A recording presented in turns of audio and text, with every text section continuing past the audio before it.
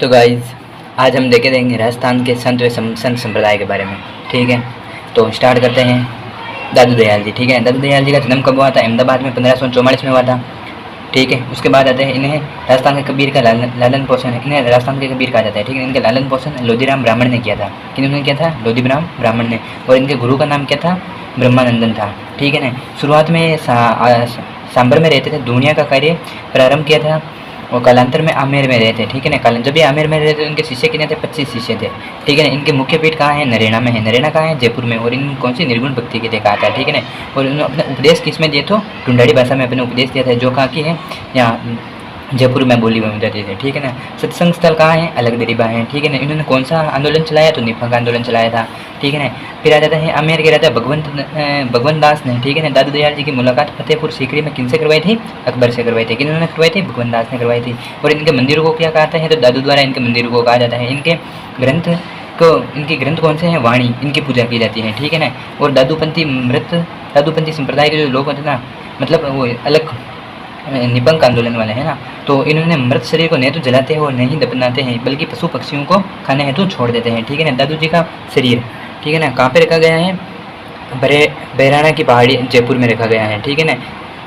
जिसे क्या कहते हैं? दादू पाल का कहा जाता है। ठीक है ना। फिर आ जाता है इन्होंने दादू दयाल जी के शिष्य कितने थे? 52 शिष्य थे। इन्हें क्या कहता है? 52 स्तंभी कहा जाता है। फिर आ जाता है इनका मेला है ना, तो इनका मेला कहाँ लगता है? फाल्गुन शुक्ल पंचमी से एकादशमी के बीच लगता है। ठीक है ना। फिर आ जाता है दादू पंथ की शाखाएं। अब शाखाएं कौन कौन सी है? एक तो है खालसा, विरक्त, उत्तरादि, वे खाकी, वे नागा शाखाएं। अब आ जाते हैं दादू दयाल जी के शिष्य कौन कौन थे? तो पहले आ जाते हैं सुंदरदास जी इनके शिष्य थे, जिनका नाम क्या था? वास्तविक नाम भीमराज था। ये बीकानेर के शासक जयसिंह के पुत्र थे। ठीक है ना। सुंदरदास जी ने कौन सी शाखा की स्थापना की? तो नागा शाखा की स्थापना किसने की थी? सुंदरदास जी ने की थी। और नागा साधु अपने साथ क्या रखते हैं? हथियार रखते थे। इन्होंने रहने के स्थान को छावनी कहा जाता है। जो सुंदरदास जी है ना, कौन सी शाखा थी? नागा शाखा। और नागा शाखा के जो भी साधु होते हैं ना, उनके जो ये साथ में हथियार तो रखते हैं, तथा ये जहाँ पे रहते हैं उसको क्या कहते हैं? छावनी कहा जाता है। ठीक है।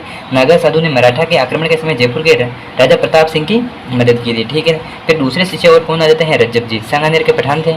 ठीक है। इन्होंने आजीवन दूल्हे के वेश में रहे थे और शादी भी नहीं की थी। किन्होंने? रज्जब जी ने। इनकी पुस्तक कौन सी आ जाती है? रज्जब वाणी आ जाती है। एक और आ जाती है सरवंगी आ जाती है ना। फिर आ जाते हैं सुंदरदास जी छोटे। ठीक है। इन्होंने 42 ग्रंथ लिखे थे। कितने? 42 ग्रंथ। इसमें से एक तो आ जाता है ज्ञान समंदर, इनका ग्रंथ है। और फिर एक और कौन सा है? समुद्र सागर आ जाता है। फिर ठीक है। और इनकी समाधि कहाँ है? तो गेटोलाव दौसा में इनकी समाधि है। किनकी है? सुंदरदास जी छोटे की। ठीक है ना। बालिन जी चौथे। एक और शिष्य कौन है? बालिन जी। बालिन जी का ग्रंथ कौन सा आ जाता है? ओरिलो आ जाता है, आरिलो आ जाता है। ठीक है ना। फिर आ जाता है गरीब दास जी। ठीक है ना। और मिस्किन दास जी और बखना जी आदि शिष्य किनके थे? दादू दयाल जी के शिष्य थे। ठीक है ना। फिर आते हैं जाम्बो जी। ठीक है ना। जाम्बो जी का जन्म कहाँ हुआ था? 1451 में भाद्र शुक्ल अष्टमी को पिपासर नागौर में हुआ था। कहाँ हुआ था? पिपासर नागौर में हुआ था। बचपन का नाम क्या था? धनराज था। इन्हें किनका अवतार मानते हैं? विष्णु का अवतार मानते हैं। ठीक है ना। माता पिता के देहांत के कारण सम्राट स्थल बीकानेर में रहते थे। ठीक है ना। फिर आ जाते हैं इन्होंने कितने उपदेश दिए थे? तो 29 उपदेश दिए थे। ठीक है ना। अनुयायी 20 अनुयायी है ना, तो 20 + 9 बराबर कितने होते हैं? 29। अब देखिए है ना, इन्होंने लालासर बीकानेर में शरीर त्याग दिया था। ठीक है ना। समाधि कहाँ पे? तालवा गांव के निकट मुकाम में इनकी समाधि है। ठीक है ना। और इनके मेला लगता है, जो कब लगता है? आश्विन में फाल्गुन अमावस्या को इनका मेला लगता है। ठीक है ना। किनके समकालीन थे? सिकंदर लोधी के समकालीन थे। ठीक है। फिर आ जाते हैं जोधा व बीका जाम्बो जी का बहुत सम्मान किया करते थे। ठीक है ना। इनके उपदेश स्थल को क्या कहते हैं? सतरिया इनके उपदेश स्थल कहा जाता है। ठीक है ना। अब इसको अपन शॉर्ट में भी देख सकते हैं ना, एक बार देख लो। यहाँ पे है समाधि आ जाता है तालवा में, उपदेश आ जाते हैं सतरिया और स्थल और मैदान। ठीक है ना। फिर आ जाता है इनके मुख्य मंदिर कौन कौन से? एक तो आ जाओ मुकाम तालवा, मुकाम है ना वो बीकानेर में है। जांगलू बीकानेर में मुख्य मंदिर, ये याद रखना है। ठीक है ना। फिर आ जाते हैं रामड़ा, पास जोधपुर में है। जाम्बा कहाँ है? जोधपुर में। अब इनके रचित ग्रंथ कौन कौन से हैं? ठीक है ना। एक तो आ जाए जम संहिता, जम सागर शब्दावली, बिश्नोई धर्म प्रकाश व जम सागर। ठीक है ना। ये मतलब है ना शिक्षा नीले, एक तो है ना ये मतलब पेड़ नहीं काटते हैं, नीले कपड़े नहीं पहनने चाहिए, इन्होंने कहा था। ठीक है ना। जाम्बो जी को कौन सा संत मानते हैं? तो वैज्ञानिक संत कहा जाता है। किनको कहा जाता है? जाम्बो जी को कहा जाता है। ठीक है। नेक्स्ट आ जाता है जसनाती संप्रदाय आ जाता है। अब देखिए जसनाजी आ जाते हैं। ठीक है ना। जसनाती संप्रदाय थे। इनका जन्म स्थान कहाँ आ जाता है? कतरियासर बीकानेर में हुआ था। पिताजी का नाम क्या था? अमीर जी थी। और माता का नाम क्या था? रूपादेवी आ जाता है। ठीक है ना। मुख्य केंद्र क्या है? कतरियासर ही होगा। ठीक है। फिर बाद में क्या है? इनकी पत्नी का नाम क्या था? भंवरी ओढ़नी। ठीक है। अब देखिए है ना, जसनाजी और जाम्बू जी कहाँ मिले थे? तो ये है गोरखमाल्या में मिले थे। गोरखमाल्या में जसनाजी और जाम्बू जी मिले थे। अब है ना, जसनाजी सिकंदर के समकालीन थे और सिकंदर लोधी ने इन्हें कत्रियासर में पास भूमि भेंट की थी। ठीक है ना, बीकानेर के लोणकरण को राजा बनने का आशीर्वाद किसने दिया था? तो यह रहता जसनाजी संप्रदाय के जसनाजी ने दिया था। ठीक है ना, और जसनाजी अनुयायी के कितने उपदेश दिए थे? 36 उपदेश दिए थे। ठीक है ना, गले में काली ऊन के धागे पहनते और मोर पंख में जाल वृक्ष को पवित्र मानते हैं। ठीक है ना, अग्नि नृत्य किया जाता है इनके अनुयायी द्वारा। ठीक है, इनकी पत्नी कौन थी? काल की पूजा की जाती है। ठीक है, और फिर आ जाते हैं जसनाजी ने 1506 में, ठीक है ना, आश्विन शुक्ल सप्तमी में वो कत्रियासर में जीवित समाधि ले ली थी। इनके मेले कितने बार, मतलब वर्ष में कितनी बार बढ़ते हैं? 3 बार बढ़ते हैं। ठीक है ना, चैत्र शुक्ल सप्तमी, आश्विन शुक्ल सप्तमी और माघ शुक्ल सप्तमी को। ठीक है ना, इनके ग्रंथ कौन कौन से हैं? सिंबुदड़ा, कोंडा। ठीक है ना, ये दोनों इनके ग्रंथ हैं। मुख्य बात ये याद रखने की। इनका अन्य केंद्र कौन कौन से हैं? ठीक है ना, बमलूसर, ठीक है ना, फिर आ जाता है मालासर, पुनरासर, 5 लाख, ये इधर नहीं पूछ जाएंगे। ठीक है ना, इसको छोड़ दो। फिर आ जाता है संतों के समाधि स्थल को क्या कहते हैं? बाड़ीघाट, बाड़ी कहते हैं। ठीक है ना, इनके कितनी बाड़ियाँ हैं? 84 बाड़ियाँ प्रसिद्ध। इनके मुख्य संत कौन कौन से? एक तो आ जाता है लालनाथ जी, जिन्होंने कौन सी ग्रंथ लिखे थे? जीव समझोत्री। फिर आ जाते हैं रामनाथ जी, इनके कौन से आ जाते हैं? यशोनाथ पुराण। ठीक है ना, फिर आ जाता है रुस्तम जी, इन्होंने औरंगजेब ने नगाड़ा में निशान देकर इनको सम्मानित किया था। अब चरणदास जी, ठीक है ना, अब देखो चरणदास जी का जन्म कहाँ हुआ था? डेरा अलवर में हुआ था। पिताजी का नाम क्या था? मुरलीधर था और कुंजोबाई थी। ठीक है ना, बचपन का नाम क्या था? रणजीत, ये याद रखना है। ठीक है ना, इनके गुरु कौन थे? सुखदेव थे। ठीक है ना, फिर इनके मुख्य केंद्र कौन से हैं? दिल्ली, ये भी याद रखना है। ठीक है ना, बसंत पंचमी को इनका मेला पड़ता है, ये छोड़ सकते हो। ठीक है, इनके अनुयायी को 42 उपदेश दिए थे। ठीक है ना, कितने उपदेश दिए थे? 42। अनुयायी पीले रंग के कपड़े पहनते हैं। ठीक है, फिर नादिर शाह के आक्रमण की भविष्यवाणी की थी, किसने की थी? चरणदास जी ने की थी। ठीक है ना, फिर आ जाते हैं प्रमुख शिष्या। चरणदास जी के 2 शिष्या हैं, दयाबाई व सेजोबाई। दयाबाई की कौन कौन सी है पुस्तक या ग्रंथ?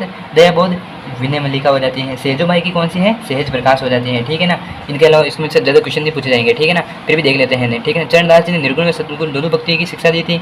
ठीक है ना, कौन सी भाषा में दिए थे? तो मेवाती भाषा में दिए थे। चरणदास जी जब जयपुर आए तो स्वाई प्रताप सिंह ने कोलीवाड़ा गाँव दान दिया था। ठीक है ना, फिर आ जाता है लालदास जी। ठीक है ना, लालदासी संप्रदाय हो जाएगा। लालदास जी का जन्म कहाँ हुआ था? धौली दूब के अंदर हुआ था। ठीक है ना, पिता का नाम क्या था? चांदमल था, माता का नाम समदा थे। ठीक है ना, गुरु कौन थे?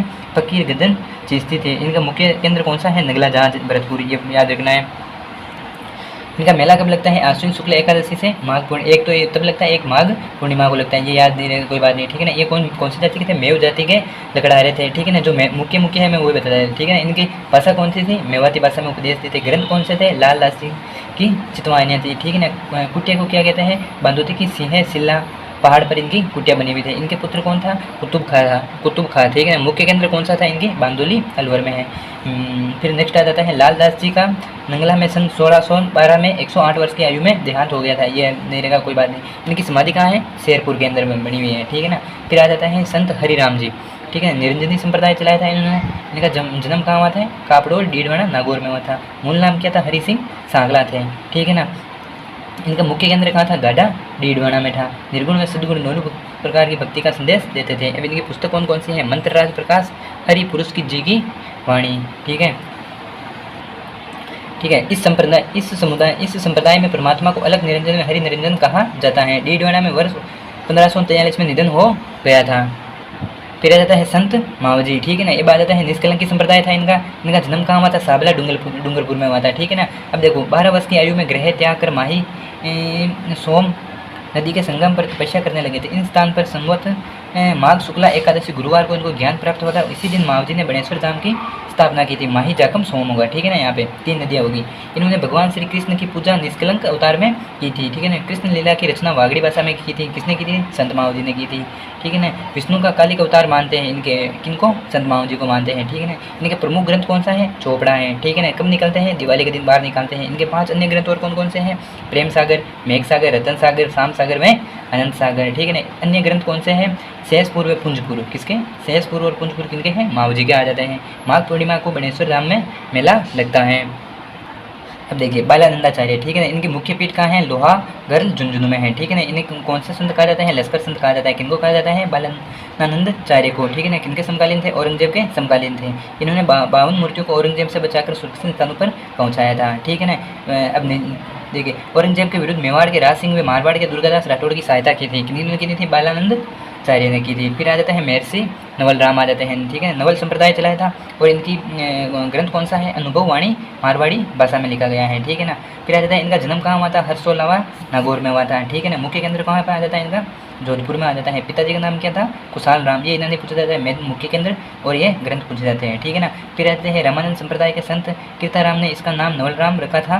निर्गुण में निराकार ईश्वर का उपदेश देते हैं, ठीक है ना। और ये कौन किसमें मतलब ये विश्वास करते थे?